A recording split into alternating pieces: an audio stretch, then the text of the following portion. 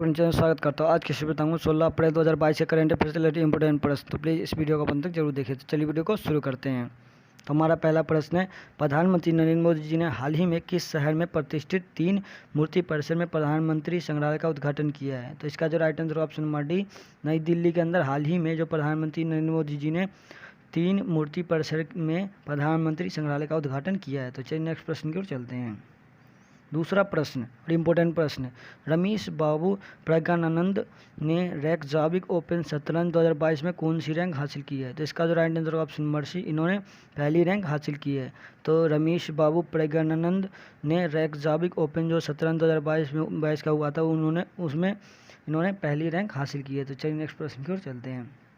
तीसरा प्रश्न, भारतीय अंतर्देशीय जलमार्ग प्राधिकरण हाल ही में किस राज्य में जलमार्ग कॉन्क्लेव 2022 का आयोजन किया गया है? तो इसका जो right answer option number D, Assam के अंदर हाल ही में जलमार्ग कॉन्क्लेव 2022 का आयोजन किया गया है। तो चलिए नेक्स्ट प्रश्न की ओर चलते हैं।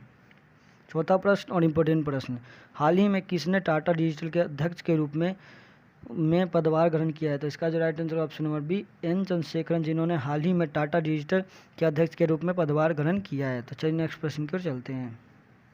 पांचवा प्रश्न, इनमें से कौन सा देश स्ट्रीट चाइल्ड क्रिकेट विश्व कप 2023 की मेज़बानी करेगा? ये भी इंपॉर्टेंट प्रश्न है। तो इसका जो right answer option number D, Bharat जो है वो 2023 में स्ट्रीट चाइल्ड क्रिकेट विश्व कप होगा, उसकी मेज़बानी भारत करेगा। तो चलिए नेक्स्ट प्रश्न की ओर चलते हैं। छठा प्रश्न, 15 अप्रैल 2022 को विश्व कला दिवस मनाया गया, इसकी शुरुआत यूनेस्को द्वारा किस वर्ष की गई? तो इसका जो right answer option number C, 2012 में जो है वह यूनेस्को द्वारा इसकी शुरुआत की गई थी। तो 15 अप्रैल 2022 को जो विश्व कला दिवस मनाया गया, इसकी शुरुआत यूनेस्को द्वारा 2012 में की गई थी। तो चलिए नेक्स्ट प्रश्न की ओर चलते हैं। सातवां प्रश्न, निम्न में से किस राज्य सरकार ने पूर्व सैनिक और युवाओं के लिए हिम प्रहरी योजना शुरू की है? तो ये भी इंपॉर्टेंट प्रश्न है। तो इसका जो right answer option number D, Uttarakhand सरकार के द्वारा हाल ही में पूर्व सैनिक और युवाओं के लिए हिम प्रहरी योजना की शुरुआत की गई है। तो चलिए नेक्स्ट प्रश्न की ओर चलते हैं।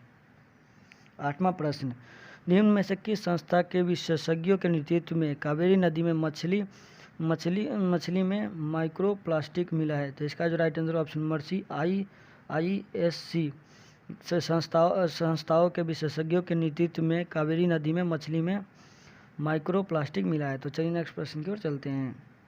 नौवां प्रश्न, भारत के यूनिफाइड पेमेंट इंटरफेस UPI ने हाल ही में वॉल्यूम के मामले में कितने करोड़ों का आंकड़ा पार किया है? तो इसका जो राइट आंसर ऑप्शन नंबर है, 500 करोड़ का इसने आंकड़ा पार किया है। तो भारत के जो यूनिफाइड पेमेंट इंटरफेस जो UPI है उसने हाल ही में वॉल्यूम के मामले में 500 करोड़ का आंकड़ा पार किया। तो चलिए नेक्स्ट प्रश्न की ओर चलते हैं।